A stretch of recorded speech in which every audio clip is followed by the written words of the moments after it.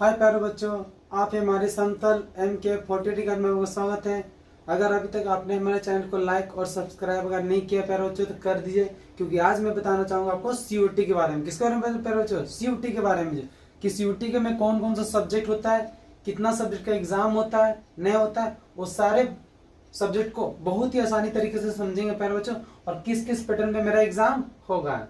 अगर नहीं किया तो लाइक कीजिए। चलिए देखिए क्वेश्चन को किस मैं आपको क्वेश्चन एग्जाम का पैटर्न को, सब्जेक्ट को अच्छी तरीके से क्या प्यारे बच्चों आपको समझाते हैं, क्या क्या कौन कौन सा सब्जेक्ट हमको लेके पढ़ना है और नहीं पढ़ना है। ठीक है, चलिए देखिए क्या जाता है प्यारे बच्चों। COT common university entrance test, जो NTA के द्वारा प्यारे बच्चों किया जाता है, जो राष्ट्रीय परीक्षा एजेंसी के द्वारा लिया जाता है। तो कहा जाता है प्यारे बच्चों, अपना सभी बच्चे को सब्जेक्ट के बारे में पता नहीं होता है।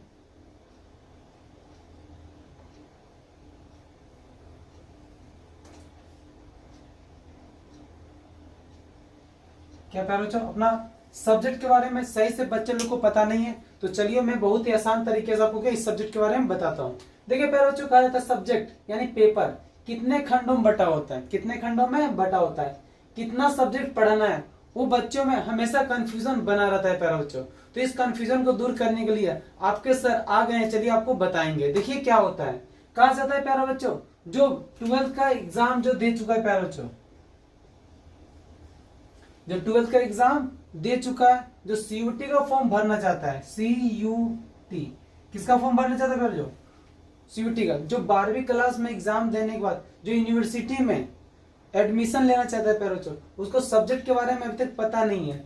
जो बच्चे लोग कॉमर्स, साइंस और आर्ट्स लिए तो उसको सब्जेक्ट में कौन कौन सब्जेक्ट को चुनना चाहिए और कौन सा सब्जेक्ट को नहीं चुनना चाहिए प्यारे बच्चों, उन सबको मैं बहुत ही बारीकी से आपको बताऊंगा। तो देखिए ध्यान से, कहा जाता है कि ये 3 भागों में बटा होता है प्यारे बच्चों। जो जो CUT जो एग्जाम लेता है उसका जो सब्जेक्ट जो होता है 3 भागों में बटा होता है। पहला लैंग्वेज पेपर होता है प्यारे बच्चों, क्या होता है लैंग्वेज पेपर। दूसरा डोमेन पेपर, दूसरा क्या होता है प्यारे बच्चों डोमेन पेपर होता है, जो बच्चे लोग आर्ट्स, साइंस और कॉमर्स लेके पढ़ता है प्यारे बच्चों, उसको बताएंगे। तीसरा आता है जनरल टेस्ट, जो जनरल टेस्ट लेना सबके लिए एक तरह से कंपलसरी हो जाता है प्यारे बच्चों, जो आगे सब्जेक्ट को चूज करने में, पसंद करने में आसानी होता है प्यारे बच्चों। अगर कोई बच्चे कम सब्जेक्ट को अगर पसंद करता है और तो क्या होता है ना कि ये सब्जेक्ट उसको क्या मदद करता है, और सबको ये लेना जरूरी होता है प्यारे बच्चों। क्यों? क्यों? देखिए math, reasoning, GS current affair सबको पढ़ना पड़ता है, और हमको पता ही है कि जब भी हम कोई कंपटीशन का एग्जाम देते हैं तो इसको एग्जाम देना ही पड़ता है प्यारे बच्चों, तो इसके बारे में भी नॉलेज होना चाहिए। देखिए क्या जाता है प्यारे बच्चों लैंग्वेज पेपर। पहला हम बात करेंगे क्या लैंग्वेज पेपर की, क्या बात करेंगे प्यारे बच्चों लैंग्वेज पेपर के बारे में। तो देखिए लैंग्वेज पेपर होता है क्या है, तो कहा जाता है प्यारे बच्चों सेक्शन ए में, सेक्शन ए में 13 लैंग्वेज पेपर है प्यारे बच्चों। जो आप नेट में सर्च मारिएगा तो बहुत सारा क्या आपको पता चल जाएगा, लेकिन हमको लैंग्वेज पेपर 13 में से वो मतलब केवल कितना है 2 को है प्यारे बच्चों। कितना मतलब है हमको केवल 2 का बारे में, कितना बारे में केवल 2 के बारे में प्यारे बच्चों, जो हमको हिंदी है और क्या इंग्लिश है, और उसमें से दोनों को जरूरत नहीं प्यारे बच्चों। या तो आप हिंदी ले लीजिए या तो आप इंग्लिश ले लीजिए, या तो हिंदी ले लीजिए या तो आप इंग्लिश ले प्यारे बच्चों, इन दोनों में से कोई एक लेके आपको पढ़ना पड़ेगा। ये जो क्या सेक्शन बी का जो 1B है, जो बी से उसको फिलहाल छोड़ दिए प्यारे बच्चों, उसको बाद में बता जाएगा। डोमेन पेपर आखिर होता क्या प्यारे बच्चों, जैसे मान लीजिए कोई बच्चा आर्ट्स लेके पढ़ा है, ठीक है, आर्ट्स लेके पढ़ा है, ठीक है, या कॉमर्स लेके पढ़ा है या साइंस लेके पढ़ा है, ठीक है। हमको पता है बच्चे लोग अधिकतर साइंस, आर्ट्स, कॉमर्स यही सब 3 स्ट्रीम को लेकर क्या करते हैं प्यारे बच्चों पढ़ता है। तो कहा जाता है जो कॉमर्स लिया प्यारे बच्चों, जो कॉमर्स लिया प्यारे बच्चों, जो कौन लिया कॉमर्स लिया प्यारे बच्चों, तो उसका कौन कौन सा सब्जेक्ट डोमेन पेपर रहेगा प्यारे बच्चों, जो 12वीं के बाद होता है अकाउंट्स, BST, इकोनॉमिक्स, ETP, ये जो 4 सब्जेक्ट है प्यारे बच्चों, वही इसका क्या बनेगा डोमेन पेपर बनेगा। क्योंकि कॉमर्स में उसने कौन पढ़ा था ACT, BST, इकोनॉमिक्स, ETP, ये आपका डोमेन पेपर बनेगा प्यारे बच्चों, जो कॉमर्स लेके पढ़ा है। ठीक है प्यारे बच्चों, अगर समझ में आ गया तो ठीक है, तो कमेंट में पूछ सकते हैं। अब जैसे साइंस, मान लीजिए कोई बच्चे लोग साइंस लेके पढ़ा होगा, जिसका फिजिक्स, केमिस्ट्री, बायोलॉजी या मैथ्स ये सारे सब्जेक्ट रहेंगे प्यारे बच्चों, तो इसका डोमेन पेपर जो होगा, वो जो डोमेन पेपर जो बनेगा प्यारे बच्चों, यही सब्जेक्ट में से कोई बने गा प्यारे बच्चों, ठीक है। अगर उसको यूनिवर्सिटी में क्या एडमिशन लेना होगा तो डोमेन पेपर के रूप में इन सब में से क्या साइंस बैकग्राउंड वाले को इसी में से चुनना पड़ेगा। अब आर्ट्स वाले को क्या होता है, तो आर्ट्स वाले का सेम इसी तरीके से चलेगा। पहले जैसे आर्ट्स में बहुत सारा बच्चे लोग पॉलिटिकल साइंस लेके पढ़ता है, हिस्ट्री लेके पढ़ता है, ज्योग्राफी लेके पढ़ता है, होम साइंस लेके पढ़ता है और इकोनॉमिक्स लेके पढ़ता है प्यारे बच्चों। तो कहा जाता है कि इन सब को लेके पढ़ता है, तो कहा जाता है कि इन्हीं सब में से क्या उसका डोमेन पेपर रहेगा। क्या रहेगा प्यारे बच्चों, इन्हीं सब में से क्या रहेगा उसका डोमेन पेपर रहेगा। कंफ्यूजन दूर हुआ प्यारे बच्चों। चलिए आगे देखते हैं। जैसे मान लीजिए कि लैंग्वेज पेपर 1 होता है, डोमेन पेपर कॉमर्स, आर्ट्स और साइंस के लिए प्यारे बच्चों।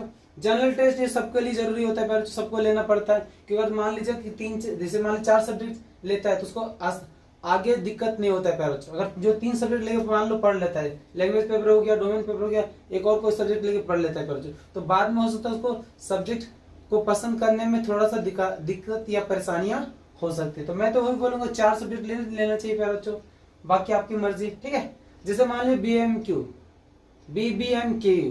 BBMKU, तो कहा जाता है जो धनबाद के बारे में बात करते हैं।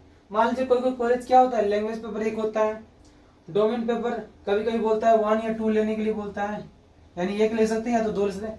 जनरल टेस्ट आपको देना पड़ता है क्योंकि सब कॉलेज का क्या होता है अपना क्राइटेरिया होता है। क्या होता है प्यारे बच्चों, क्राइटेरिया होता है कि आप कौन सा कॉलेज को चुनते हैं। तो कहा जाता है अगर मान लीजिए आप कोई कॉलेज को चुनते हैं, क्या प्यारे बच्चों, तो जिस कॉलेज को मैं चुन रहा हूं, ठीक है, जिस कॉलेज को मैं चुन रहा हूं उसका सब्जेक्ट मेरा उस कॉलेज में है या नहीं प्यारे बच्चों।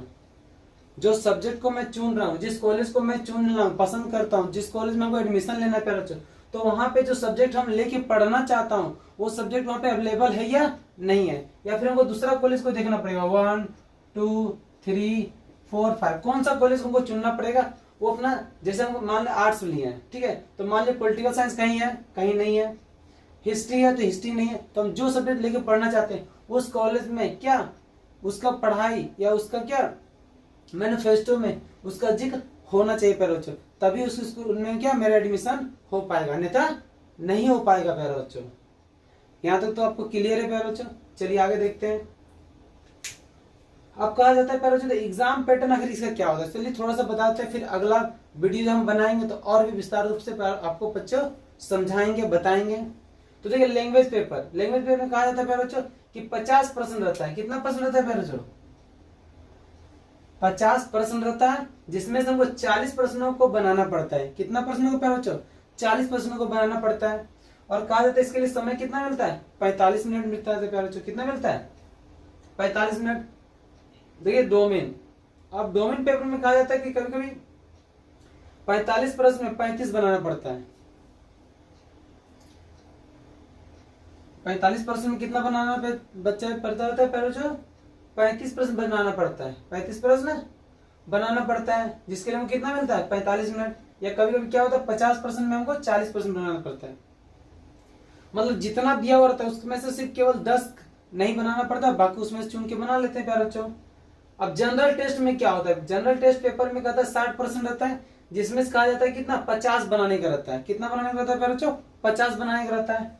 उसमें से कहा जाता है हमको 60 मिनट मिलता है। तो चलिए इतना बहुत है, इतना मेरा क्या हुआ, लैंग्वेज पेपर समझ गए, डोमेन पेपर समझ गए और जनरल टेस्ट भी समझ गए प्यारे बच्चों, जिसको लेके पढ़ना ही पड़ता है, ठीक है।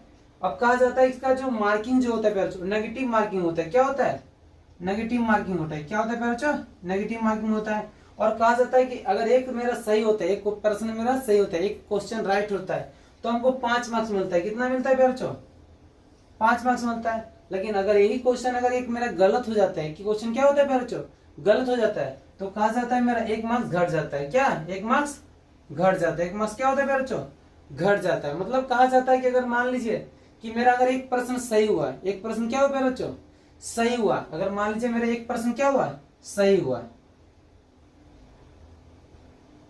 मान लीजिए प्यारे बच्चों एक प्रश्न क्या हुआ मेरा सही हुआ, तो मुझे 5 मार्क्स मिल गया। कितना मिल गया प्यारे बच्चों, 5 मार्क्स मिल गया। और मान लीजिए मैं क्वेश्चन आंसर दिया और 5 प्रश्न गलत हो गया, 5 प्रश्न क्या हो गया प्यारे बच्चों, गलत हो गया, तो हमको मार्क्स जो क्या मिला, -5 मिला। ये प्लस में मिला और क्या ये माइनस में मिला, मतलब समझ रहे हैं प्यारे बच्चों, ये इसको एक सही दिए तो 5 मार्क्स हमको मिल गया, 5 गलत दिए तो मेरा क्या एक -5 मार्क्स मिला। अगर मान लीजिए इसको ओवरऑल अगर हम काउंट करेंगे प्यारे बच्चों तो मेरा जो मार्क्स जो आएगा वो 0 आएगा, मेरा जो मार्क्स क्या आएगा प्यारे बच्चों 0 आएगा। इसलिए सोच समझ के हमको आंसर को देना पड़ेगा प्यारे बच्चों। क्या प्यारे बच्चों ये समझ में आ गया ना। चलिए प्यारे बच्चों अब मिलेंगे नेक्स्ट वीडियो में, अगले वीडियो में इसके बारे में और विस्तार से बातें हम करेंगे प्यारे बच्चों। अगर आपको ये चैनल अगर आपको पसंद आया, ये नॉलेज ये जानकारी मेरी तरफ से अगर आपको पसंद आया तो हमारे चैनल को लाइक और सब्सक्राइब कर दे प्यारे बच्चों। और सीयूटी के बारे में जो सब्जेक्ट के बारे में बच्चे लोग को नहीं पता है उसको भी ज्यादा से ज्यादा लोगों को क्या शेयर करें, ताकि इस सब्जेक्ट के बारे में सबको प्यारे बच्चों आसानी से क्या समझ आ जाए प्यारे बच्चों। मिलते हैं नेक्स्ट वीडियो में। Watching video, thank you.